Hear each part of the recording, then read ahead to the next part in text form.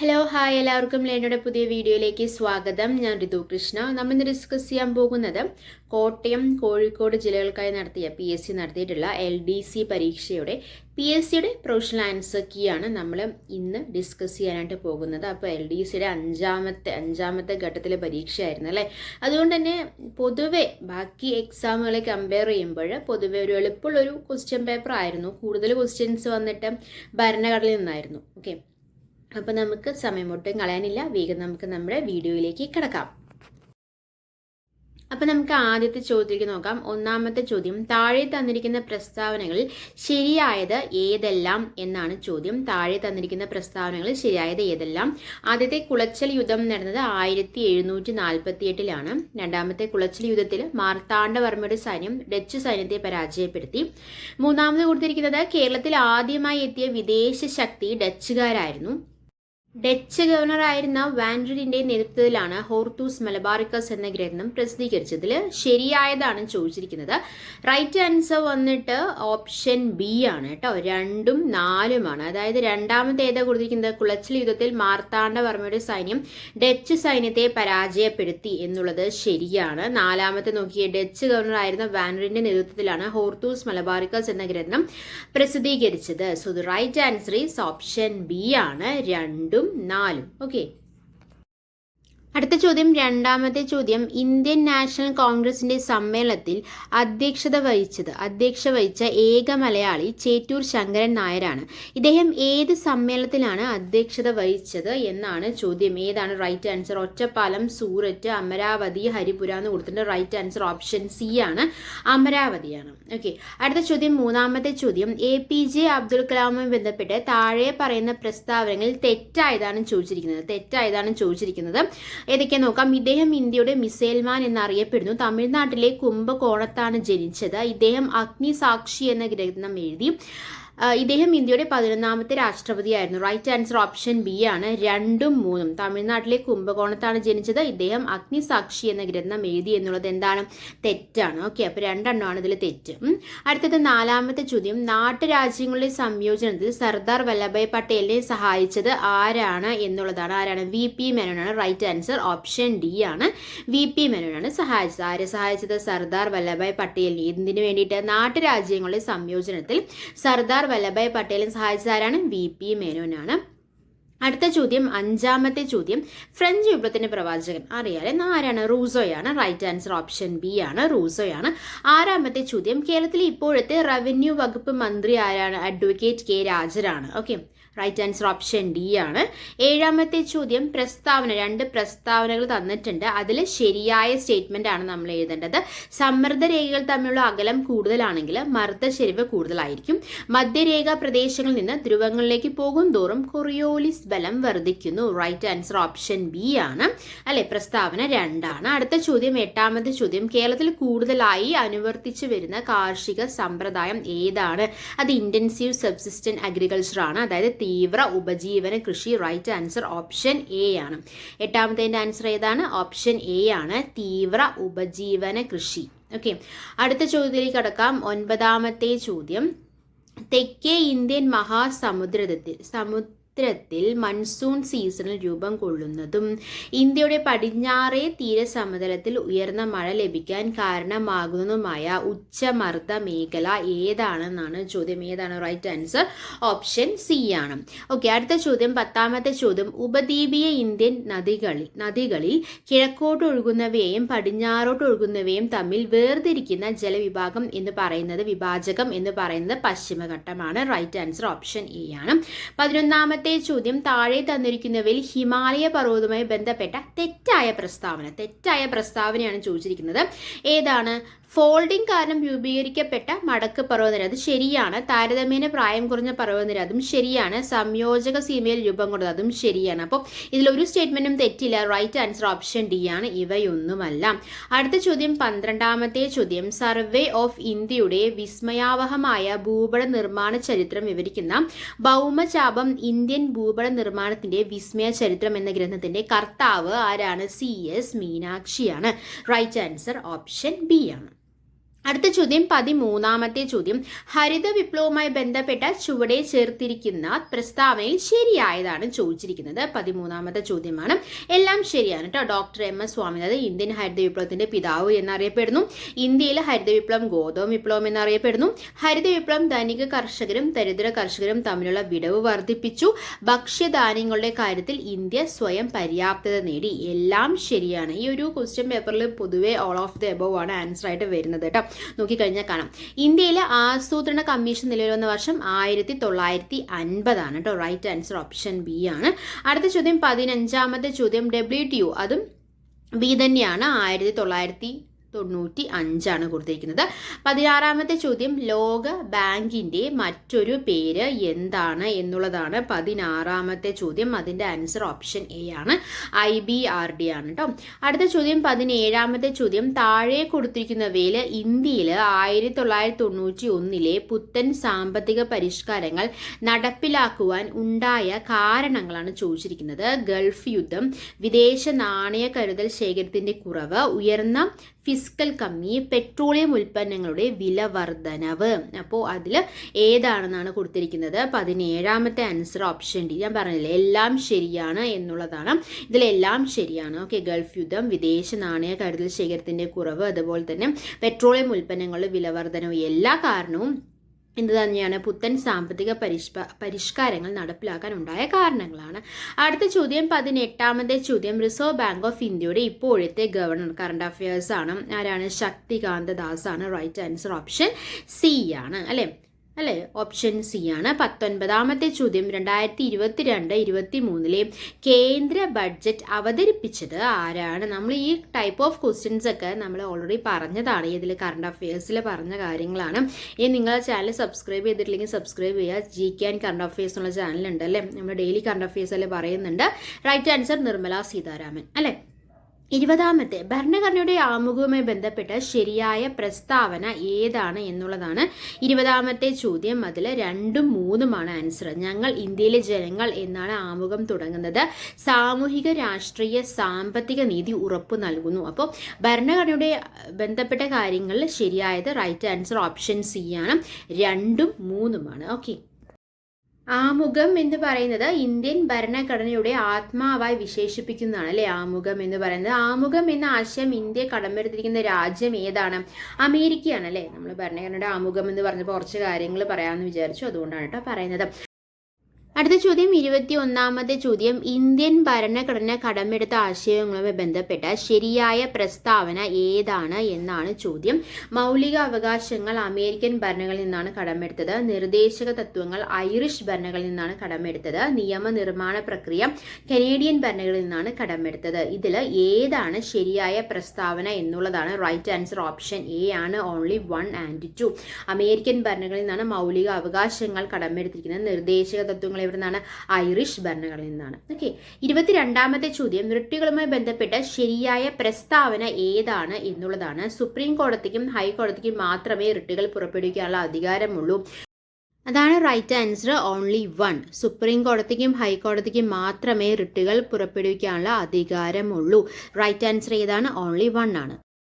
അടുത്ത ചോദ്യം 23ാമത്തെ ചോദ്യം. ദേശീയ മനുഷ്യാവകാശ കമ്മീഷനുമായി ബന്ധപ്പെട്ട ശരിയായ പ്രസ്താവന ഏതാണ് എന്നുള്ളതാണ് ചോദ്യം. 23ാമത്തെ ചോദ്യം. കമ്മീഷന് ശിക്ഷ വിധിക്കാനുള്ള അധികാരമില്ല. അത് ശരിയാണ്. ഗവൺമെന്റിനോട് ശുപാർശ ചെയ്യാനുള്ള അവകാശം മാത്രമേ ഉള്ളൂ. അതും ശരിയാണ്. കമ്മീഷൻ നടത്തിയ അന്വേഷണത്തിന്റെ അടിസ്ഥാനത്തിൽ നടപടികൾ ആരംഭിക്കാൻ കോടതിയോട് ശുപാർശ നൽകാം. ഇതും ശരിയാണ്. എല്ലാം ശരി തന്നെയാണ്. റൈറ്റ് ആൻസർ ഓപ്ഷൻ ഡി ആണ്. All of the above. 1ഉം 2ഉം 3ഉം ശരിയാണ്. അടുത്ത ചോദ്യം 24ാമത്തെ ചോദ്യം. നിർദ്ദേശക തത്വവുമായി ബന്ധപ്പെട്ട ശരിയായ പ്രസ്താവന ഏതാണ് എന്നുള്ളതാണ് 24ാമത്തെ ചോദ്യം. നിർദ്ദേശക തത്വങ്ങൾ നീതിയുക്തമാണ്. അതല്ല. 2ാമത്തെ മൗലിക അവകാശങ്ങൾക്ക് പുറമെയുള്ള ചില അവകാശങ്ങളാണിവ. അത് ശരിയാണ്. 3ാമത്തെ സമൂഹം കൈക്കൊള്ളേണ്ട ചില ഉദ്ദേശ ലക്ഷ്യങ്ങളാണിവ. കറക്റ്റ് ആണ്. അപ്പോൾ റൈറ്റ് ആൻസർ ഏതാണ്? 24ാമത്തെ. ഓൺലി ഓപ്ഷൻ 2 and 3 അല്ലെ? മൗലിക അവകാശങ്ങൾക്ക് പുറമെയുള്ള ചില അവകാശങ്ങളാണിവ. സമൂഹം കൈക്കൊള്ളേണ്ട ചില ഉദ്ദേശ ലക്ഷ്യങ്ങളാണ് ഇവ. അടുത്ത ചോദ്യം 25ാമത്തെ ചോദ്യം. ചുവടെ ചേർത്തിരിക്കുന്നവയിൽ നിർദ്ദേശക തത്വങ്ങളിൽ ഉൾപ്പെടുന്ന പ്രസ്താവന ഏത് എന്നുള്ളതാണ്. ഏക പൗരത്വ നിയമം ആദ്യത്തെ കൊടുത്തിരിക്കുന്നത് ഏക പൗരത്വ നിയമം എന്നുള്ളതാണ്. രണ്ടാമത്തെ അന്തർദേശീയ സമാധാനം പരിപോഷിപ്പിക്കുക. മൂന്നാമത്തെ ഇന്ത്യയുടെ അഖണ്ഡത ഊട്ടിയുറപ്പിക്കുക എന്നുള്ളതാണ്.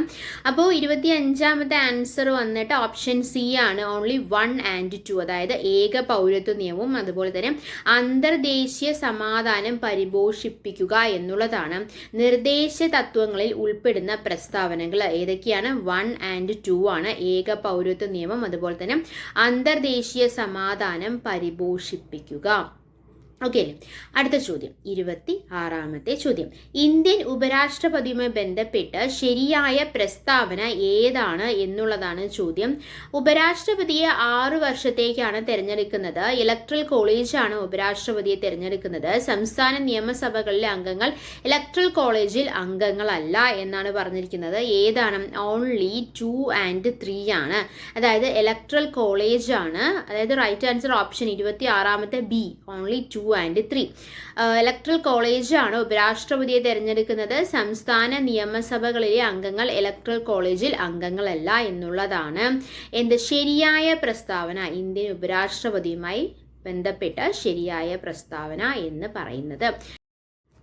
അടുത്ത ചോദ്യം 27ാമത്തെ ചോദ്യം. കോടതികളുമായി ബന്ധപ്പെട്ട് ശരിയായ പ്രസ്താവന. വീണ്ടും ഒരു ശരിയായ പ്രസ്താവനയാണ് അല്ലേ? നോക്കാം. ഭരണഘടനയുടെ സംരക്ഷകൻ എന്നറിയപ്പെടുന്നത് സുപ്രീം കോടതിയാണ്. അത് ശരിയാണ്. കീഴ്ക്കോടതികൾ സിവിൽ ക്രിമിനൽ സ്വഭാവമുള്ള കേസുകൾ പരിഗണിക്കുന്നു. അതും ശരിയാണ്. സുപ്രീം കോടതിക്ക് പ്രസിഡന്റിന് ഉപദേശം നൽകാം. അതും ശരിയാണ്. റൈറ്റ് ആൻസർ ഓപ്ഷൻ ഡി ആണ്, ഓൾ ഓഫ് ദ എബവ് ആണ്. ഓക്കെ, ഈ ഒരു ക്വസ്റ്റ്യൻ പേപ്പറിൽ കൂടുതലും വന്നിരിക്കുന്നത് ഓൾ ഓഫ് ദ എബവ് ശരിയാണെന്നുള്ള രീതിയിലാണ് അല്ലേ?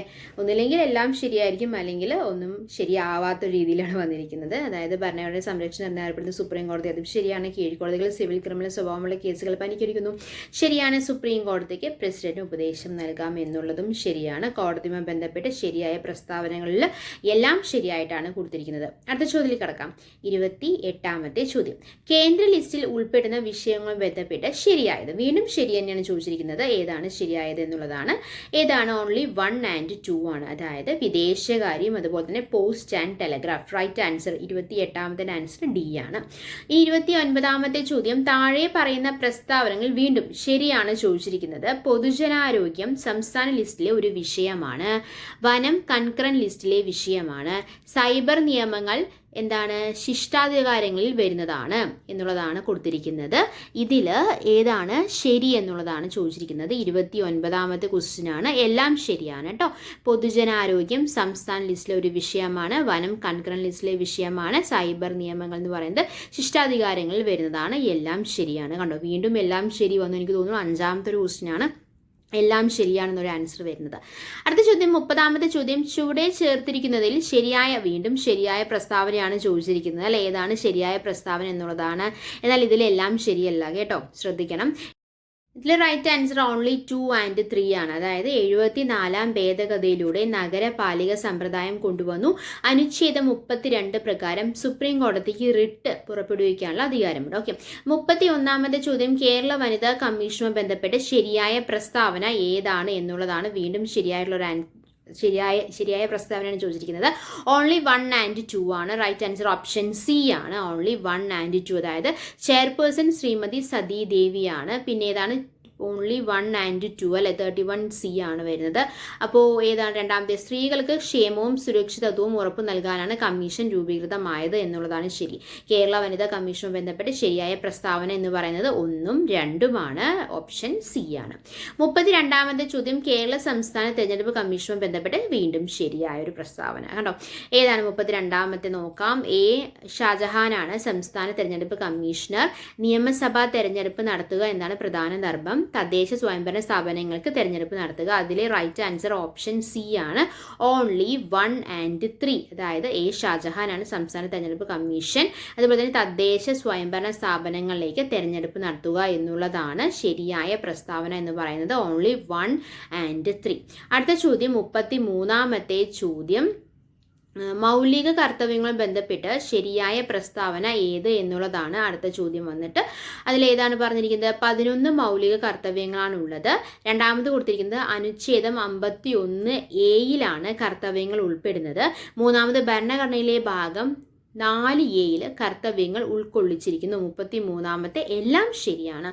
ഓൾ ഓഫ് ദ എബോവ്, അതായത് 1 ശരിയാണ്, 2 ശരിയാണ്, 3 ശരിയാണ്. ഓക്കെ. 34 ചോദ്യം, കോവിഡിനെതിരായി mRNA വാക്സിൻ വികസിപ്പിച്ചതിന് 2023 വൈദ്യശാസ്ത്ര നോബൽ നേടിയ വ്യക്തി ആരാണ് എന്നുള്ളതാണ് ചോദ്യം. ആരാണ്? കാറ്റലിൻ കാരിക്കോ ആണ്. റൈറ്റ് ആൻസർ ഓപ്ഷൻ ബി ആണ്. കാറ്റലിൻ കാരിക്കോ ആണ് കോവിഡിനെതിരായി mRNA വാക്സിൻ വികസിപ്പിച്ചതിന് 2023 വൈദ്യശാസ്ത്ര നോബൽ നേടിയ വ്യക്തി ആരാണ്?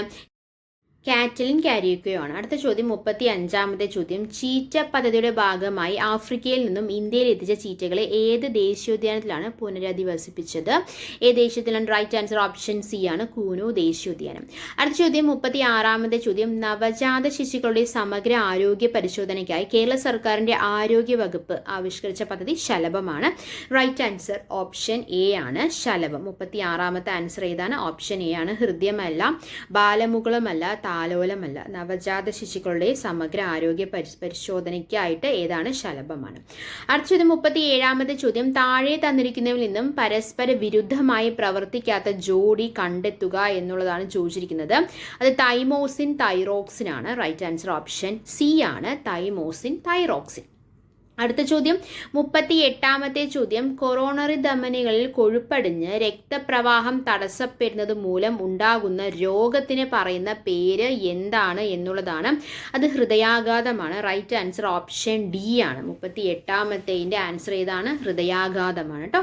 39 ചോദ്യം, താഴെ തന്നിരിക്കുന്നവരിൽ ശരിയായ പ്രസ്താവന ഏതാണ് എന്നുള്ളതാണ് ചോദിച്ചിരിക്കുന്നത്. ജീവകം എ, ഡി, സി, കെ എന്നിവയിൽ കൊഴുപ്പിൽ ലയിക്കുന്നവയാണ്. തെറ്റാണ്. ഓപ്ഷൻ ബി കൊടുത്തിരിക്കുന്നത് ജീവകം B3 അപര്യാപ്തത രോഗമാണ് പെലാഗ്രോ എന്നുള്ളതാണ്. അത് ശരിയാണ്. റൈറ്റ് ആൻസർ ഓപ്ഷൻ ബി ആണ്. 40 ചോദ്യം, മന്ത് രോഗം ഉണ്ടാക്കുന്ന രോഗാണു ഏതാണ് എന്നുള്ളതാണ് ചോദ്യം. ഏതാണ്? റൈറ്റ് ആൻസർ ഓപ്ഷൻ എ ആണ്. അടുത്ത ചോദ്യം 41 ചോദ്യം, എൻസൈമുകൾ ഇല്ലാത്ത ദഹനരസം ഏതാണ് എന്നുള്ളതാണ്. ഉമിനീരെന്ന് കൊടുത്തിട്ടുണ്ട്, ആമാശയരസം എന്ന് കൊടുത്തിട്ടുണ്ട്. ഏതാണ്? പിത്തരസമാണ്. റൈറ്റ് ആൻസർ ഓപ്ഷൻ ഡി ആണ്. അടുത്ത ചോദ്യം 42 ചോദ്യം, താഴെ തന്നിരിക്കുന്നവയിൽ ദൂരത്തിന്റെ യൂണിറ്റ് ഏതാണ്? 1ഉം 2ഉമാണ്. മീറ്ററും പ്രകാശവർഷവുമാണ് ദൂരത്തിന്റെ യൂണിറ്റ് എന്ന് പറയുന്നത്. റൈറ്റ് ആൻസർ ഓപ്ഷൻ സി ആണ്. അടുത്ത ചോദ്യം, മഴവില്ല് ഉണ്ടാകുന്നതിന് കാരണം ഏതാണ്? പ്രകീർണനമാണ്. റൈറ്റ് ആൻസർ ഓപ്ഷൻ സി ആണ്, പ്രകാശ പ്രകീർണനമാണ് അല്ലെ. അടുത്ത ചോദ്യം 44 ചോദ്യം, മണ്ണെണ്ണയുടെ സാന്ദ്രത 810 കിലോഗ്രാം മീറ്റർ ക്യൂബ് ആണെങ്കിൽ മണ്ണെണ്ണയുടെ ആപേക്ഷിക സാന്ദ്രത എത്രയാണ് എന്നുള്ളതാണ് ചോദ്യം. റൈറ്റ് ആൻസർ ഓപ്ഷൻ എ ആണ് കേട്ടോ. അത് മിസ്റ്റേക്ക് വന്നതാണ്. റൈറ്റ് ആൻസർ ഓപ്ഷൻ എ ആണ്. ആദ്യത്തെ L1 ഏതാണ്? PSLV ആണ് അല്ലെ. റൈറ്റ് ആൻസർ ഓപ്ഷൻ ഡി ആണ്. 46 ചോദ്യം, ചന്ദ്രയാൻ 3 ദൗത്യത്തിലെ ലൂണാർ റോവറിന്റെ പേര് പ്രഗ്യാൻ എന്നാണ്. ഓപ്ഷൻ ബി ആണ്. എന്താണ് കേവല പൂജ്യം എന്ന് പറയുന്നത്? -273°C ആണ്. 48 ചോദ്യം, എസ് ബ്ലോക്ക് പി ബ്ലോക്ക് മൂലകങ്ങളെ ചേർത്ത് പറയുന്ന പേര് എന്താണ് എന്നുള്ളതാണ്. എന്താണ്? പ്രാതിനിധ്യ മൂലകങ്ങൾ എന്നാണ്. റൈറ്റ് ആൻസർ ഓപ്ഷൻ ബി ആണ്. അടുത്ത ചോദ്യം 49 ചോദ്യം, ലോഹങ്ങൾ നേർപ്പിച്ച ആസിഡുമായി പ്രവർത്തിക്കുമ്പോൾ ഉണ്ടാകുന്ന വാതകം ഹൈഡ്രജൻ ആണ്. അടുത്ത ചോദ്യം 50 ചോദ്യം, പുതുതായി കണ്ടുപിടിച്ച കാർബണിന്റെ രൂപാന്തരത്വം ഏതാണ് എന്നുള്ളതാണ് ചോദ്യം. 50 ചോദ്യം, പുതുതായി കണ്ടുപിടിച്ച കാർബണിന്റെ രൂപാന്തരത്വം എന്ന് പറയുന്നത് ഏതാണ്? കാർബൺ നാനോ ബഡുകളാണ്. റൈറ്റ് ആൻസർ ഓപ്ഷൻ ബി ആണ്. ഓക്കെ. അപ്പോൾ കേവല പൂജ്യം -273°C ആണ്. എസ് ബ്ലോക്ക് പി ബ്ലോക്ക് മൂലകങ്ങളെ ചേർത്ത് പറയുന്ന പേര് പ്രാതിനിധ്യ മൂലകങ്ങൾ എന്നാണ്. ലോഹങ്ങൾ നേർപ്പിച്ച ആസിഡുമായി പ്രവർത്തിക്കുമ്പോൾ ഉണ്ടാകുന്ന വാതകം ഹൈഡ്രജൻ ആണ്. കാർബണിന്റെ രൂപാന്തരത്വം ഏതാണ്? കാർബൺ നാനോ ബഡുകൾ എന്നുള്ളതാണ്. ഓക്കെ. അപ്പം നമ്മൾ കോട്ടയം, കോഴിക്കോട് ജില്ലകൾക്കായി PSC നടത്തിയിട്ടുള്ള LDC പരീക്ഷയുടെ PSCയുടെ പ്രൊഫഷണൽ ആൻസർ കീയിലെ ഭാഗം 1 നമ്മൾ ഇന്ന് ഡിസ്കസ് ചെയ്തത്. അതായത് 1 തൊട്ട് 50 വരെയുള്ള ക്വസ്റ്റ്യൻസ് ആയിരുന്നു. അതിൽ PSCയുടെ പ്രൊഫഷണൽ ആൻസർ കീ ആണ് നമ്മൾ ഡിസ്കസ് ചെയ്തത്. ഇതിൽ നമുക്ക് നോക്കിയേ കാണാം, പൊതുവേ എല്ലാ ക്വസ്റ്റ്യൻസും വന്നിട്ട് ഓൾ ഓഫ് ദ എബവ് ആയിരുന്നു ആൻസർ. അതുപോലെ തന്നെ കൂടുതൽ ക്വസ്റ്റ്യൻസും ഭരണഘടനയിൽ നിന്നുള്ളതായിരുന്നു അല്ലേ. അപ്പോൾ ഇന്ത്യൻ ഭരണഘടനയുടെ പ്രത്യേകതകൾ ചോദിച്ചു കഴിഞ്ഞാൽ എന്തൊക്കെയാണ്? പെട്ടെന്ന് ഓർത്ത് പറയേണ്ട കാര്യങ്ങൾ എന്തൊക്കെയാണ്? ലോകത്തിലെ ലിഖിത ഭരണഘടനയിൽ വെച്ച് ഏറ്റവും വലിയ ഭരണഘടനയാണ് അല്ലേ ഏത്? ഇന്ത്യൻ ഭരണഘടന എന്ന് പറയുന്നത്. ഇന്ത്യൻ ഭരണഘടന അനുസരിച്ച് ഇന്ത്യയെ ഒരു യൂണിയൻ ഓഫ് സ്റ്റേറ്റ്സ് എന്ന് വിളിക്കാവുന്നതാണ്. ഇന്ത്യൻ ഭരണഘടനയിൽ ഇന്ത്യയെ ഒരു സ്വതന്ത്ര ജനാധിപത്യ രാഷ്ട്രമായാണ് നിർവചിച്ചിരിക്കുന്നത്. അതുപോലെ ശ്രദ്ധിക്കേണ്ട ഒരു കാര്യമാണ്, ഫെഡറൽ എന്നൊരു വാക്ക് ഇന്ത്യൻ ഭരണഘടനയുടെ ഒരു ഭാഗത്തും പരാമർശിക്കുന്നില്ല കേട്ടോ. ഫെഡറൽ എന്ന വാക്ക് ഇന്ത്യൻ ഭരണഘടനയുടെ ആത്മാവായി വിശേഷിപ്പിക്കുന്നത് എന്തിനെയാണ്? ആമുഖത്തെയാണ് അല്ലേ? ആമുഖം എന്ന ആശയം ഇന്ത്യ കടമെടുത്തിരിക്കുന്ന രാജ്യം ഏതാണ്? അമേരിക്കയാണ്. ഓക്കെ, അങ്ങനെ ഇപ്പോൾ കോൺസ്റ്റിറ്റ്യൂഷനിൽ ഒരുപാട് ക്വസ്റ്റ്യൻസ് ഉള്ള ഒരു പേപ്പറായിരുന്നു കോട്ടയം കോഴിക്കോട് ജില്ലകൾക്കായി നടത്തിയ LDC എക്സാം എന്ന് പറയുന്നത്. അപ്പോൾ നമ്മൾ ആദ്യത്തെ 50 ക്വസ്റ്റ്യൻസ് പറഞ്ഞു. അടുത്ത കാര്യങ്ങളെല്ലാം നിങ്ങൾക്ക് ഉപകാരപ്പെട്ടു എന്ന് പ്രതീക്ഷിക്കുന്നു. അങ്ങനെ ഉപകാരപ്പെട്ടിട്ടുണ്ടെങ്കിൽ നമ്മൾ എന്നുള്ള ചാനൽ സബ്സ്ക്രൈബ് ചെയ്യുക, സപ്പോർട്ട് ചെയ്യുക. Thanks for your time. By.